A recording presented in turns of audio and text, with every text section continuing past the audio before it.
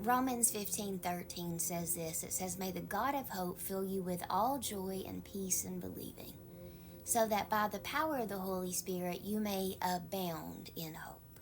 In Oxford's dictionary, to abound means to exist in large numbers or large quantities. And I think both can work here. What I wanted to tell you today is that Jesus said in John 16:24, "Until now you have asked nothing in my name. Ask and you will receive, that your joy may be in full." But here's the thing, that the Bible also says in Proverbs that a joyful heart is good medicine. And a lot of times, especially when you are waiting or life isn't lifing the way you want, a lot of times instead of it being the joy of the Lord is your strength, it becomes, God, when? God, what next? God, what do you want me to know right now? And we get so caught up in what God can do and not who God is. I invite you this weekend to get caught up one more time on who God is, because that's where the sweet stuff is. That's where the change happens. And it's really never about your promise. It's never really about that. It's always about the character of God. It's always about that changing us. And at the end of the day, I think about Moses, I think about the promised land, I think about Joshua, I think about Jericho. And at the end of the day, all the promises came to pass, but so did a transformation within those people. Even Moses went and talked to God about being done and tired of those people because they didn't listen. They wanted to go back into slavery, and Moses was kind of done with them. But the Moses that we see that sees the promised land from the mountain is the Moses that went from God, choose anybody but me, to being scared, to being frustrated, to the Moses that leads his people out of slavery and through an ocean.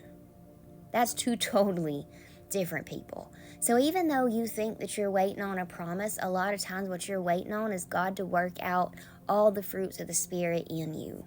The love, the joy, the peace, the patience, the kindness, the goodness, the faithfulness. And we may think that we got it all together, and we may think we're waiting on everybody else. But at the end of the day, there's always something else that we can do. And right now, I just really feel the Lord urging us to return to our joy. When we were little, I grew up in church. Maybe you didn't, but maybe you can go to a space when you felt really pure of heart. And there was a song we used to sing, and it says, "I got the wonderful love of my blessed Redeemer way down in my heart." But the main part is, I got that joy, joy, joy, joy down in my heart. Where? Down in my heart to stay. And as we get older, we begin to lose our first love of God just being magnificent and his love being enough. And we start desiring things. And there's nothing wrong with asking because we have not, because we ask not, but at the same time, we have to be able to prioritize things. The joy of the Lord, the love of the Lord. Seek ye first the kingdom of heaven, and all these things will be added unto you. So if you're in a difficult season, this weekend I challenge you to go back to the calm happiness of when you found God and how much it meant to you that he loved you. Go back there and rest there. There's so few problems there. And as humans, we're so good at creating them through, God, what next? God, when are you? God, when's this going to happen?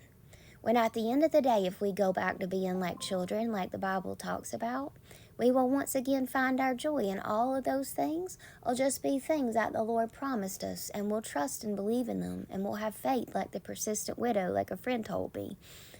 And the Lord will find us faithful, but until then, we'll be joyful, not miserable.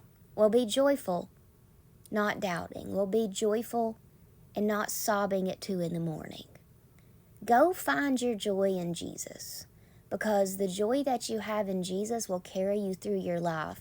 And by the time you get the promise you want, you're going to be working on another one. So learn to let the joy of the Lord be enough so that you don't live your life like hopscotch from one thing to the other.